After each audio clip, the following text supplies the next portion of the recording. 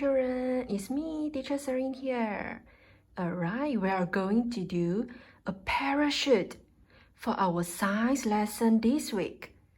Okay, so children, you need to prepare all the materials here before the lesson.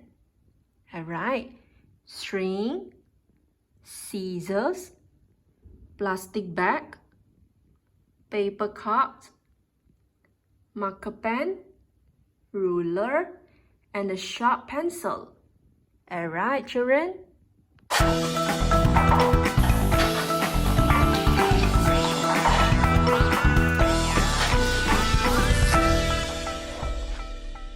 Are you ready for some hands-on science? Because today we're making parachutes. Have you ever seen parachutes where you live? Maybe you've played with a parachute during recess, or maybe you've seen a skydiver make a safe landing because of a parachute. But how do parachutes work? They do their jobs thanks to something known as drag. Drag happens when something moves through water or air. When any object moves through the air, it pushes on lots of tiny air particles, and those tiny air particles push back. And you may not know it, but you experience drag all the time. Have you ever been swinging on the playground and felt wind in your face? That wind you're feeling is drag. Your body moves through the air and hits the tiny air particles that are in the way. And those tiny air particles push back on you. A parachute works by making more drag. For a skydiver, the parachute takes up more space than her body would alone. So more air particles are pushing back to slow her and the parachute down. So now that we know how drag works and how parachutes use drag to slow things down, should we create our own parachute? All right, let's take a look at a parachute and see what we'll need. For the parachute itself, we'll want something round and flat, and something that's light so it doesn't pull us down instead of holding us up. That's a great idea, Squeaks. We'll use a coffee filter. They're round, flat, and very light. Next, what should our parachute be tied to?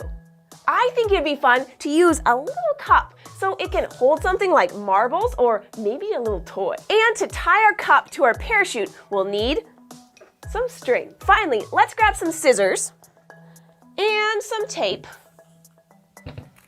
so we can easily put together our parachute. First, let's ask for some help from a grown-up to cut 3 pieces of string, and let's make sure that each piece is the same length.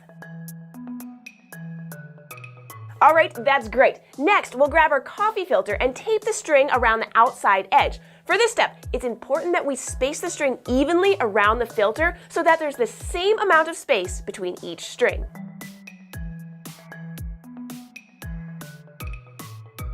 After we've attached our string to the coffee filter, we'll tape each end of the string to the cup. And here too, we'll want the strings to be spaced evenly around the top of the cup.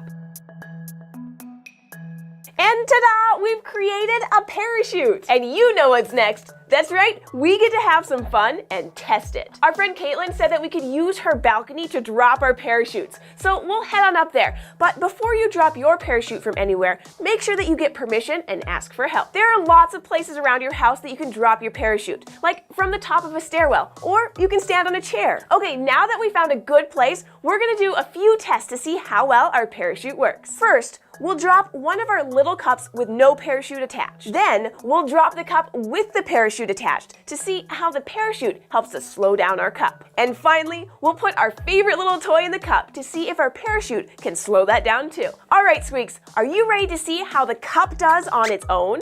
3, 2, 1. Oh, that was pretty quick. And now let's get our parachute ready for launch. 3, 2, 1. Woohoo, it's working! That was great. The cup dropped more slowly this time because the parachute created drag between its surface and the air. Okay, here's our last test. Let's add our favorite little dinosaur figure to the cup and give it a go. 3, 2, 1.